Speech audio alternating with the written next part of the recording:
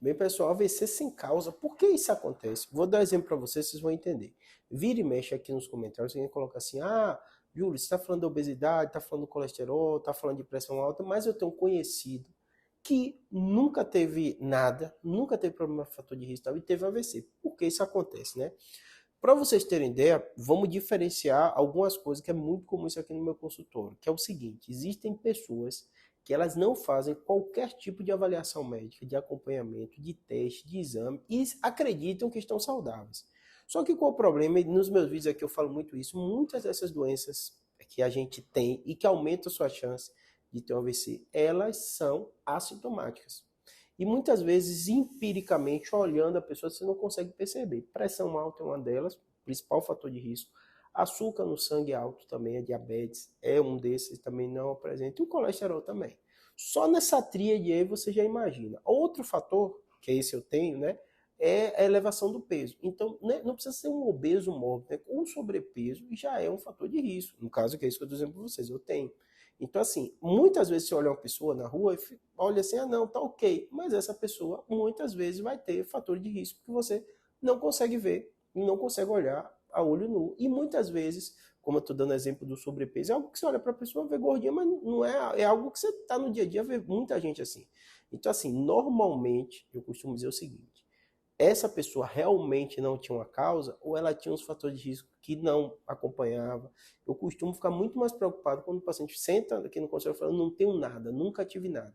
Normalmente, na maioria das vezes, ela tem e nunca investigou. É aquela pessoa que fala não tenho nada, mas o médico passou um remedinho, mas nem precisou para mim.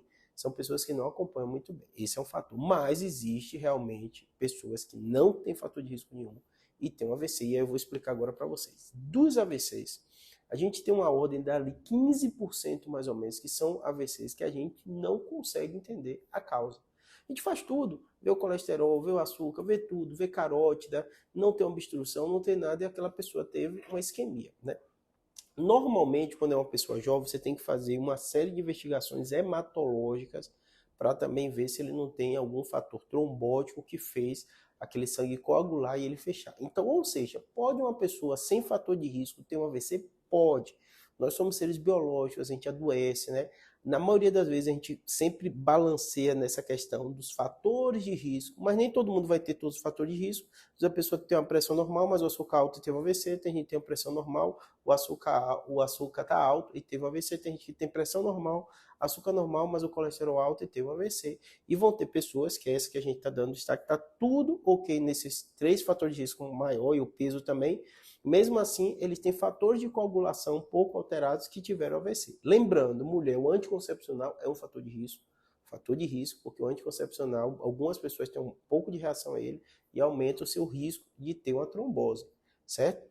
Mas, mesmo investigando tudo isso, vão ter aquelas pessoas que são idiopatia e está dentro da estatística, né? Está dentro da probabilidade, e essas é um fator até bom. Às vezes a pessoa fica triste, eu tive um AVC, não tinha motivo nenhum, mas são as pessoas que menos têm chance de repetir, de ter o AVC novamente. Óbvio que o médico vai fazer a prevenção primária, antes de ter o AVC, ou se for só um ataque isquêmico transitório, alguma coisa, ou secundária, se ele já teve um AVC, e o médico vai ter que fazer toda essa investigação. Na grande maioria das vezes a gente acha quase 85% e vai ter aqueles 15% que não, e a gente vai ficar acompanhando da medicação, e esses são também os que estão mais protegidos de repetir, né? Porque se ele não tem fator de risco, né, a chance dele é menor. Espero que tenha ajudado. Um abraço.